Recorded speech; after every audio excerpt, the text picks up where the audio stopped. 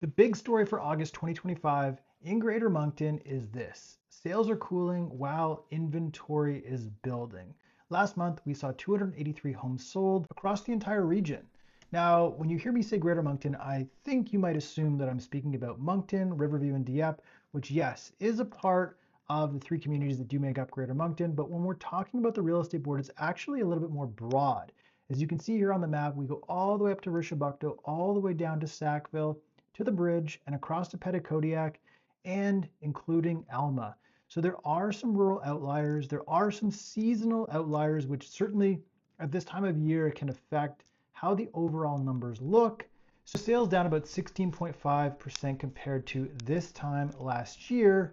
That's not just a small dip. That's actually the lowest August total that we've seen in the past 3 years. At the same time, inventory is surging. We finished this month with just over 1,444 active listings, which is up about 27% year over year. That combination pushed our months of inventory from about 3.3 months last year to 5.1 months of inventory this year right now. And that is a dramatic shift in just 1 year. But no, it does not mean crash. It does mean that the market is certainly rebalancing and in some districts shifting power back to the hands of buyers. Now, yes, I said districts. In this video, I'm going to hone in on some of the unique postal code areas or districts that are within the Greater Moncton area to give you some hyper-local context to how all of these numbers come together. There's going to be charts and graphs and stats, and I'm going to have some links down below where you can examine these for yourself. So why does this matter? It matters because it confirms the cycle we've been tracking all year long. Back in spring, things looked relatively strong. Sales for the first half of the year were basically keeping pace with 2024, which is amazing. And in some cases, they were even slightly up. Buyers were still active and listings were moving relatively quickly, and days on market seemed to be manageable depending on what district you were in. But as the summer progressed, we saw momentum fade. By July and August, new inventory certainly outpaced demand, and buyers certainly became more disciplined in the homes that they were looking at. But we need to get real here because we are in Atlantic Canada, and most of what we talk about on a regular basis revolves around the weather. So this summer was an absolute treat. There was lots of sun, not a lot of rain, and regular families took the time to enjoy themselves and not concern themselves with real estate, or at least in the conversations that I was having with families throughout the summer. And another factor that does play into this is that the Bank of Canada did hold interest rates, and coupled with the fact that some of the bank fixed rate products did see increases over the last 2 months, which in some of my own buyers' cases put the brakes on for their home buying plans. So yes, home affordability certainly is a factor when it comes down to purchasing decisions. That has put some buyers on the fence when it comes to really wanting to dive in and not being able to afford the home they want. So this affordability impact is real. This matters because it signals a turning point. We're no longer in the overheated cycle of 2021 or even the aggressive pace that we saw in 2022. And I'm not even sure that we could use the term cycle during those periods. It was just weird. So if you are looking for a way to describe where we are now, let's say we are in a period of recalibration, where some sellers might need to come down to meet buyers. In my day-to-day, I'm often having similar or the exact same conversations. So anyone who is starting their buying or selling journey, or who are really just looking for information to help them start, for things like how much home they could afford or giving them a really rough idea of their monthly payments, I have created a few calculators that I've linked down below that you can use to provide yourself some high-level information to get you started to help kick off the process. These calculators are geared towards New Brunswick, and I've linked them down below for you to give them a try. Back to the data, in August 2024, it was strong. We had 340 sales and a tighter 3.3 months of supply, and sellers for the most part were in control. This year, this story is different. Buyers are patient and listings are taking longer to sell. So let's break down August 2025 using the real numbers from the New Brunswick Real Estate Board with stats provided from CREA. Sales were at 283 units, which was down 16.5% year over year. For dollar volume, we saw about 108 million of sales, which was down almost 11% from last August. And new listings were up nearly 8% at 429 units, which put us at 1,444 active listings. And that is the highest level that we've seen in the last few years. Our median selling price was $362,500, which is still up 4.9% compared to last year, which is an amazing stat to look at, and we're going to get back to in a minute. Average sales were up at $384,217, which was up 6.8% year over year. And another stat that you'll hear and see across Canada is the MLS HPI, or Home Price Index. We're sitting at $377,700, which is up 5.1% year over year, but flat compared to July. The median days on market is 42 compared to last August of 35. So the key point is that prices on paper are still positive compared to last year, but momentum has slowed dramatically. As you know, I tend to focus on median price in these updates and in conversation. The average is just too sensitive to extreme values. There are outliers in the data set, while you don't experience the same when you look at the median. So looking at flattening that benchmark month over month, it actually tells us that growth has stalled. This is not the end of the world, but knowing what this means for your district and your situation will help you build an accurate plan. So from where I'm sitting, August really stands out. Prices aren't falling, but activity is slowing. And supply, well, it's stacking up. When we look at inventory, the growth is striking. Year to date through to August, there have been 2,314 sales, which is basically flat compared to the same period in 2024. It's up about almost 1%. But the active listings this year are up compared to last year.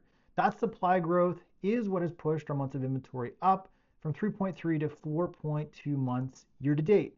And in August specifically, we're sitting at 5.1 months of inventory. But why does this matter, Cameron? Because months of supply is one of the clearest indicators of market balance. When you hear realtors talk, under 3 months of supply is typically seller's market territory. Between 4 to 6, we would call it balanced. And while above 6 months of supply, buyers are calling the shots, and you'd call it a buyer's market. You also need to remember that real estate is hyper-local. So again, when I say Greater Moncton, there are some unique outliers like seasonal cottage properties that could impact the overall data. And right now, Greater Moncton sits right in that balanced zone. But certain districts, well, they're below 3 months of inventory, and others, they're closer to 9. With this distribution chart, you can see that Riverview West and Moncton North and the Dieppe-Chartersville area, they've got tight supply and very strong absorption because sellers have control, but there's also a lot of new construction in this territory. So properties come to market, maybe it's a sample home that's listed. Multiple other homes come to market really quick, but people have already seen that product, so it gets scooped up really quickly. And that also controls the price because new construction tend to be a set price without a lot of negotiation or wiggle room when it comes to list price and sold price that you would see in the reported data. And Adamsville, which is far out there in Rishabukto and Shediac East, they're oversupplied with 7 to 9 months of inventory. These, for some, would be considered rural, and the other parts would be considered seasonal. So again, please remember, this is not a one-size-fits-all market. It is neighborhood by neighborhood or district by district. The data that I'm showing here on screen is available to every realtor in New Brunswick. So be sure to ask critical questions. The charts that you're seeing here, I have repurposed for my own use for this presentation, but the data has all been outputted and provided to us as realtors. And again, if you'd like a copy of any of it, you can find a link to my most recent blog post down in the description. On the demand side, the numbers tell us that buyers are being a bit more cautious. Sales in August fell 16.5% year to date, and they're basically flat. So to dive a bit deeper, we look at the pending activity, and it really hasn't picked up either. It's actually showing signs of slowing. And this is a clear break from the urgency that we did see a couple of years ago. In 2021, we have said buyers were rushing in, multiple offers were everywhere, and properties were selling in under a week. In 2025, that's only true in the hottest districts. Everything else, buyers are taking their time. Again, we could blame it on the weather, but we know that these swings are part of a normal market cycle. In the Greater Moncton area, it is showing signs of becoming a bit more normal than we're hearing about other parts in Canada, or what you might be hearing around the water cooler at work. Now let's talk about prices. The board shows some year-over-year gains. The average price is up 6.8%, and the median price is up 4.9%, and the benchmark is up 5.1%. But the benchmark being flat month over month, it signals a slowdown in momentum. It's no longer climbing like it did in 2021 and 2022, which is totally fine. Look, you need to keep in mind that Greater Moncton saw some of the biggest price jumps, the biggest, in a 2-year span than we did for, let's say, 7 years previous. And as a realtor, we need to stay on top of the ever-changing market. When it comes to pricing, I always say that there are 3 prices. There's your price, there's my price, and there's the price where the property will ultimately sell. The market is showing us that the right price gets the right result quickly. Let's expand on this by looking at price reductions. Trust me, as a realtor, this is really difficult to discuss with a seller. But as new data is available, we need to be aware of how that impacts us with our property in relation to how long it could take to sell and what potential buyers are going to do as a result. So on paper, the numbers do look stable with average sale price in August at $384,217. Again, is up 4.9% at $362,500. And the benchmark, as I've said, is up 5.1%, sitting at $377,700, but flat when you're looking month over month. So if you only look at averages, you'd think that everything is fine. Prices are still climbing modestly, but the real story is underneath those averages. And from where I'm sitting, sellers appear to be cutting their price to meeting buyers' needs. And over the last 180 days, more than 2,300 properties reduced their asking price. The median cut was about 20 grand, or roughly 5% of their listing price. That's not just 1 or 2 stubborn sellers. That is a significant share of the market making adjustments. And look, there was one property that I thought was priced really well, and the recorded sold was almost $80,000 below their list price. And the property was under $350,000 to start. Now, I don't have any context about the inspection or any negotiation points, but that goes to show that the property is worth what the market is willing to pay. So where are these reductions happening? Let's dive into this chart. Entry-level homes under $250,000, we're seeing about $5,000 to $10,000 in cuts. Percentage terms, you can see 5 to 8% off the original asking price. The mid-market between $350,000 and $600,000 is the zone where reductions are most consistent, usually in the $15,000 to $25,000 range. This is where most families are buying in the Greater Moncton area, and affordability is stretched the most. It's typically trade-up buyers or lateral buyers, or even in some cases downsizers. The upper end homes above $800,000, this is where we're seeing the steepest absolute reductions. It's not uncommon to see cuts of $50,000 to $75,000 or even $100,000 before the property finally sells. That doesn't mean that the luxury values are collapsing. It just means that the buyer pool is smaller and sellers need to adjust more dramatically to land a deal. So how does this look district by district? In Dieppe, Chartersville, and Riverview West, reductions are less common and often smaller. And as I said before, it's because supply is tight and these 2 zones have a large amount of new construction. These types of homes are priced on a cost-based model, and the price is generally the price. In Shediac East and Capillet, as well as Adamsville, reductions are not only more frequent, but they're also very steep. In some of those areas, the median cut is north of $30,000. That's a direct reflection of oversupply and longer days on market. The Shediac area is extremely interesting because there's quite a dynamic range of property types. So why are these reductions happening? Well, as I've said before, there are 3 prices. There's your price, my price, and where a property is going to sell. And the 3 main reasons are overpricing out of the gate. Many sellers still aim high, as during COVID, prices were elevated and properties sold for more, and they're hoping that the market will meet their price, but buyers simply aren't paying. There's also affordability limits. With mortgage rates slightly elevated, buyers are not stretching like they were before. They shop carefully and they wait, and in some cases, they are forcing sellers down in negotiation. There's also inventory pressure. With supply up 27% year over year, Buyers have options. If one seller won't budge, well, guess what? The buyer will just move on to the next listing and potentially find a deal. This is why reductions are a feature of the current cycle, not an exception. So what does this all mean? To me, if you're a seller, it means that you can't price aspirationally anymore. The strategy is to price competitively from the start. Know the comps, know the options, and have a strategic plan in place. If you overshoot, you'll almost certainly be cutting at some point. And the longer you wait, the deeper the cut tends to be. And for buyers, it could mean that patience pays off. In many districts, and in some cases, if you wait 30 to 45 days on a listing, the price might be adjusted downwards, giving you more leverage in negotiation or the ultimate price that you've been looking for. This is why that we're seeing those sale to list price ratios slip from 97.4 last year to 96.9 this year. It doesn't sound like much, but on a $400,000 home, that's a $2,000 difference on average. And in practice, reductions are often far steeper than that. So the bottom line on reductions, they are the canary in the coal mine.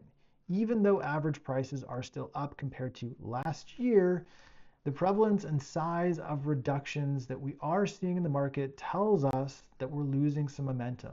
It's not collapsing, so don't worry, but this is a slight correction, and it reinforces the point in today's Greater Moncton market. The best strategy is discipline for sellers. You want to price with the comps for the buyers, and you want to use time and supply to your advantage in your strategy. I also wanted to do a little local spotlight here and zoom in and show some district level trends in Riverview West as well as in the Dieppe Chartersville area. They're still strong with high sold shares and days on market under 30 days. And in my experience, multiple offers are not uncommon. And again, there is lots of new construction, but families really like these neighborhoods. In the Shediac and Capillet area, well, inventory seems to be ballooning. The days on market is long. Failure rates, which means they've expired or been canceled, they're climbing.